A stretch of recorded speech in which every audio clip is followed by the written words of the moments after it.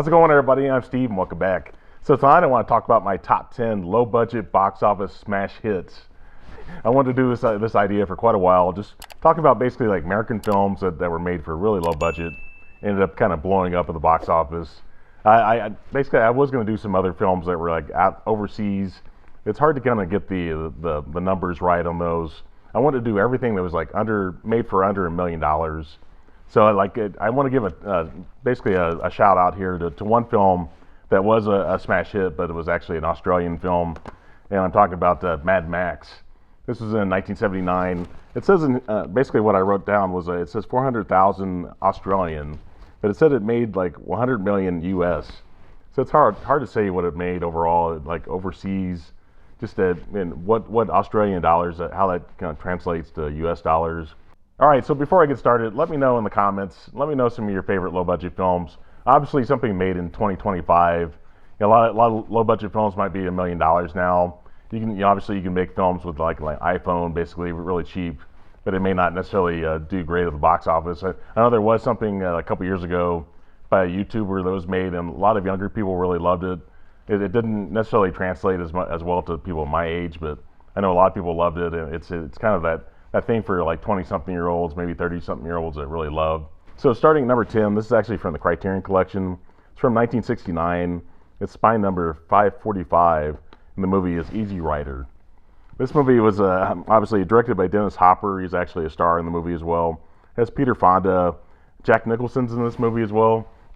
It's one of those like late 60s films. It's really dark, kind of, it started off kind of a precursor to what you would see in the 70s, especially in the early 70s, really dark kind of films, kind of, I don't know, sort of like an anti-war kind of film.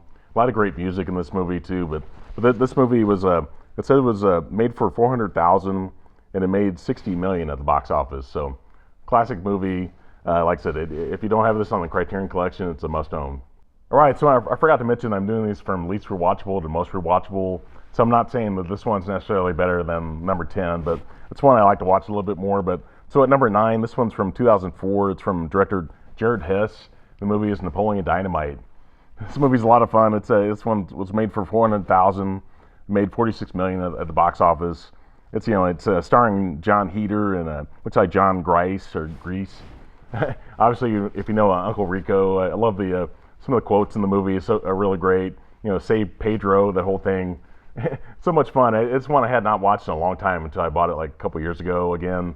I saw it when it was in the theater back in 2004 and saw it and kind of rented it a little bit after that too. But like I said, this is low budget, so there's nothing really great about the visuals necessarily, but just so much fun seeing Uncle Rico throw the football out in the open field and the kind of stuff, and thinking that he's still eligible to play in the NFL, that kind of thing.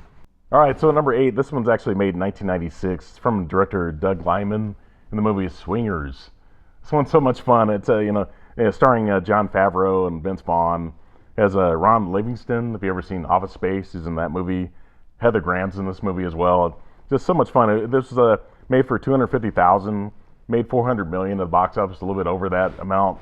But yeah, I love this. I love the Vegas, the whole thing. They go to Vegas and the whole kind of swinger culture that they had back in the 90s in Los Angeles. That whole thing of the swing dancing kind of stuff. There's like a revival during that time, like the Big Bad Voodoo Daddies, that whole thing.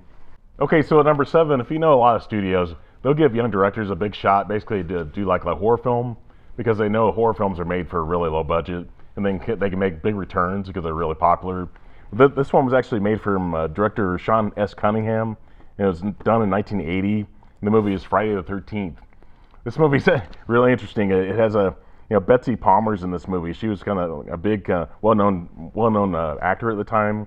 It has Kevin Bacon's in this movie. Obviously, this movie it only cost like $550,000 to make. It made 60 million at the box office. So in 1980, that was quite a bit of money.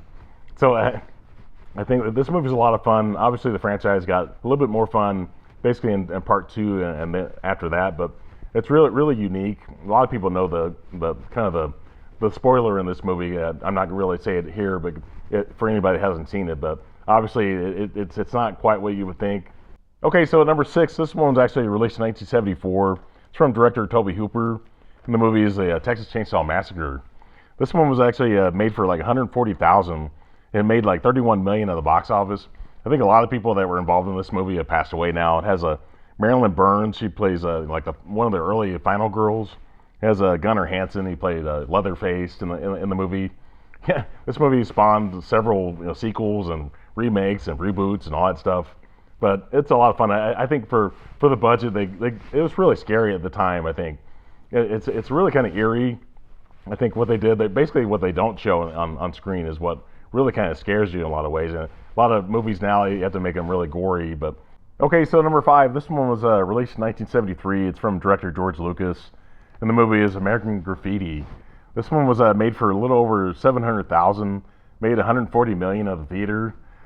It's amazing. It has Richard Dreyfuss, Ron Howard, Charles Martin Smith, Harrison Ford's in this movie.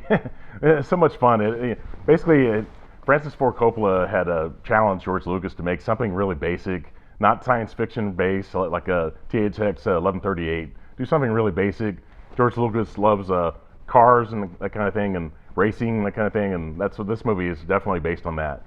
All right, so number 4, this one's from 1994. It's from director Kevin Smith, and the movie is Clerks. Clerks is on the bottom here. It's a 3-film set, but this one was made for really low budget, 230,000. Made 4 million at the box office. I think it had a really limited run in the theaters, basically. And obviously nobody had ever heard of Kevin Smith before. It was his first film. He financed this movie by financing all of his credit cards, maximum the credit cards out. But this one has Brian O'Halloran, Jeff Anderson, Jason Mewes, obviously Kevin Smith's in it as well, Jay and Silent Bob. This movie, I said this before. Basically, Kevin Smith will tell you that without this movie, he would not have a career. That's for sure. It spawned so many sequels. Okay, so at number 3, this one's from the Criterion Collections from 1968. It's by number 909. Director is George Romero, and the movie is Night of the Living Dead. Classic movie. This movie's been public domain for several decades, almost over 50 years now. If you know the whole story about the copyright on this, how they messed it up at that time, and it's been released by several different film companies, independent, basically videotapes and DVDs and Blu-ray and all that stuff.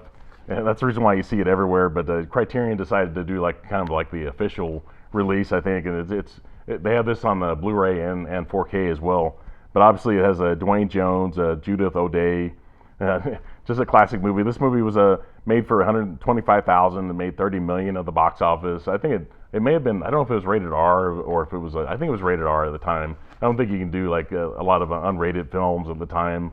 All right, so number 2. This one actually was made 10 years later. It's from the same director, George Romero, from 1978, and the movie is Dawn of the Dead.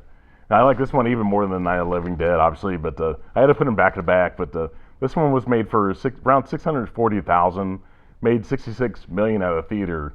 So this one actually was unrated. So to make that much money at the theater and make it international dollars as well was quite of a task at the time. One big reason why I like this movie, and obviously I love the setting in the shopping mall, but it actually has there's three actors in this movie that are actually from Indiana. So one is David MG, I think his name is. He actually was from Evansville. He passed away not last year, I think. Has Ken Foray, Galen Ross. Both of them are actually from Indianapolis, where I actually live right now. So that's a big reason why I like this. They did a remake of this in 2004, which I really like too, from Zack Snyder. Okay, so at number 1, this one's actually released in 1978 as well. It's from director John Carpenter, and the movie is Halloween. What a classic! This one's made for 325,000. Made 70 million on the box office. As obviously Jamie Lee Curtis, she became a star in this movie. Her parents were obviously stars already, but she became a star herself. And has Donald Pleasance, really great in this movie. P.J. Souls, she was in a lot of movies in the 70s and early 80s. A lot of horror movies. She was in Rock and Roll High School, which was not a horror movie, but she was also in Carrie as well. So a lot of great ones. Okay, everybody, I really appreciate you watching this video. Definitely, if you're not already subscribed to my channel, please consider doing that.